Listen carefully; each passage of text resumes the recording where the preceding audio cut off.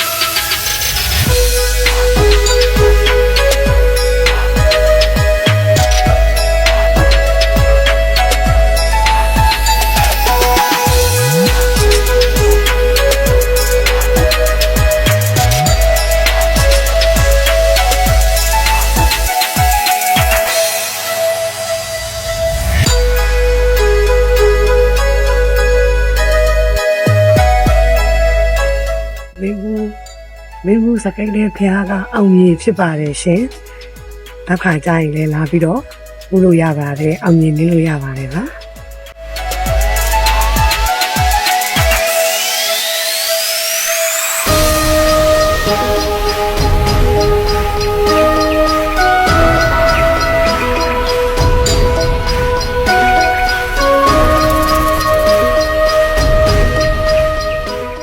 ဒီကနေပြီးတော့ဆက်သွားရင်ဥပမာဖျားတွေရှိသေးတယ်เนาะသွားကြမယ်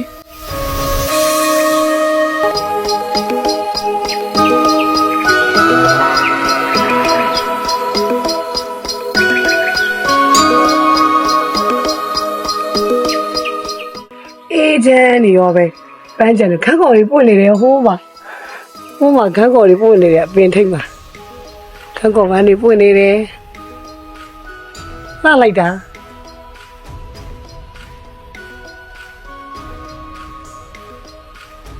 အေးချမ်းနေရောပဲအေးနေရတယ်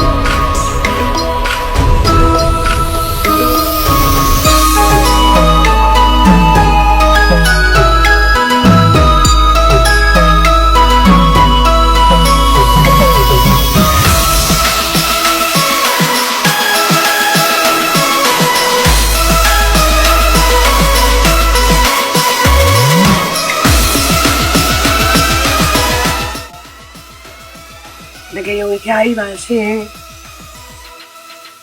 ဟိုးမှာအေယာဝတီမြစ်ကြီး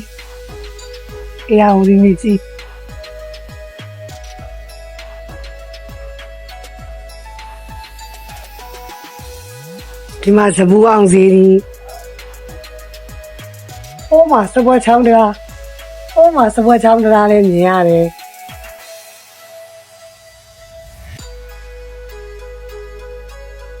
ဘဲမှမသွားပြလို့လေမင်းဘူးမျိုးကဖျားတွေကို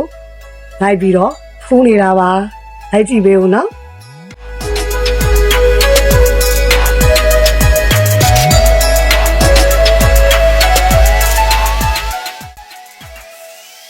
ပြင်မယ်နော်ဟိုဘက်ကဖျားဘက်က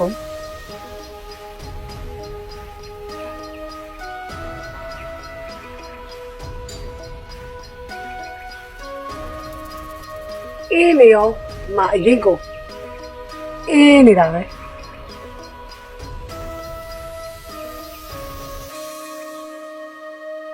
ဘာခါမနေရလဲမွေးနေတာပဲဒီမှာတနခါပန်းလေးတွေဝင်နေတယ်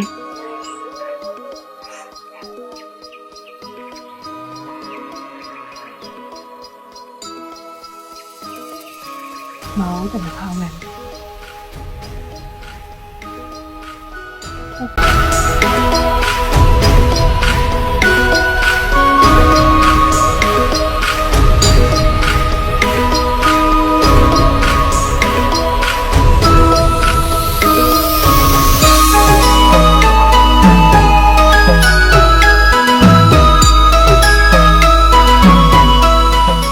မြေဖို့ရောက်တယ်ဆိုရင်ထောက်ချပင်ကထမင်းတော့ကျမတို့စားနေကြထမင်းတော့ဘယ်တော့မှမလို့ပါဘူးငယ်လေးရစားထမင်းတော့ကိုစင်းထမင်းတော့နဲ့တွဲစားဖို့အတွက်ဒီမှာစိတ်တလုံးနဲ့စိတ်တနင်းဒါကျက်ဦးကြောင်း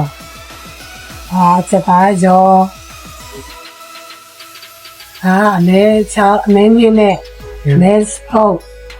ဒါမဲအစုံနဲ့အမဲနှလုံးကြော်ပါလေရှင်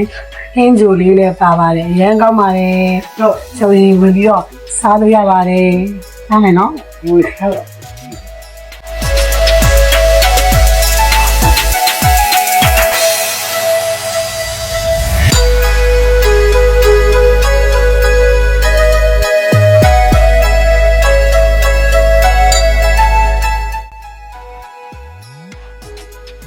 မင်းတို့မျိုးက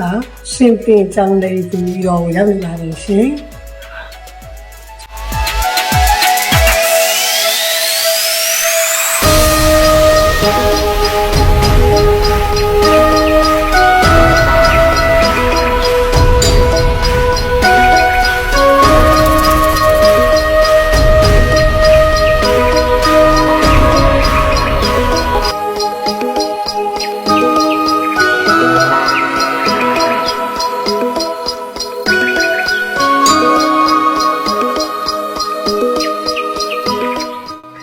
ခုမှရောက်ဖူးလာပါခုမှပထမဆုံးအချိန်ရောက်ဖူးလာပါရှင်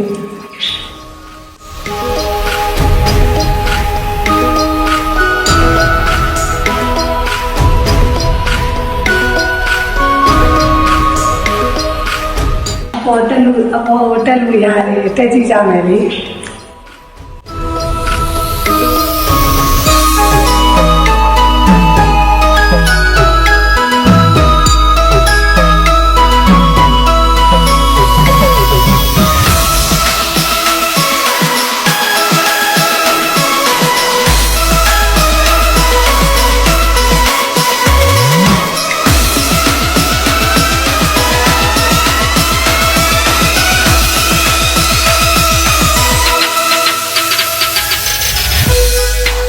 ဟိုမှာမြတ်တယ်လို့ဖျားကြီးဟိုကြည့်ပါအောင်စားရတာ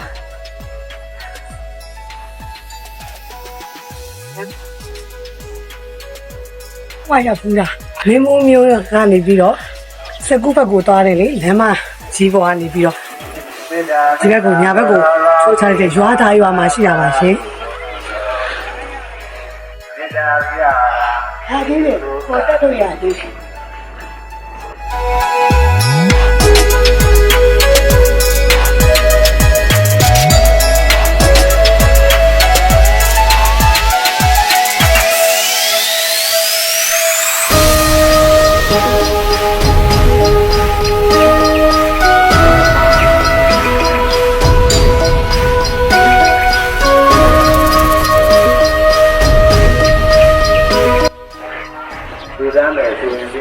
ဒီကားလေးပြန်ဆင်းနေပြီ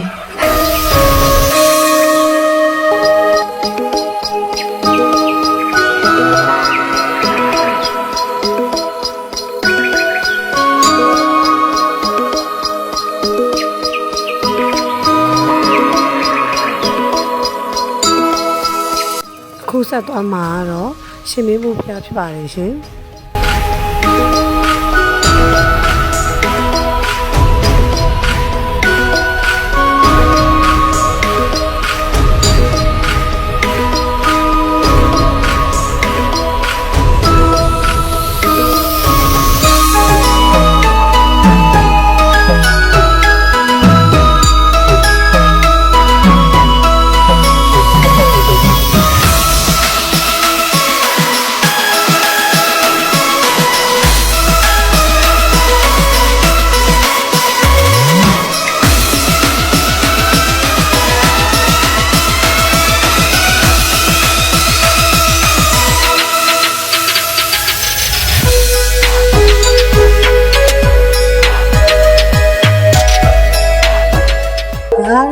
ငယ်ငယ်လေးကနာမည်ကြီးတဲ့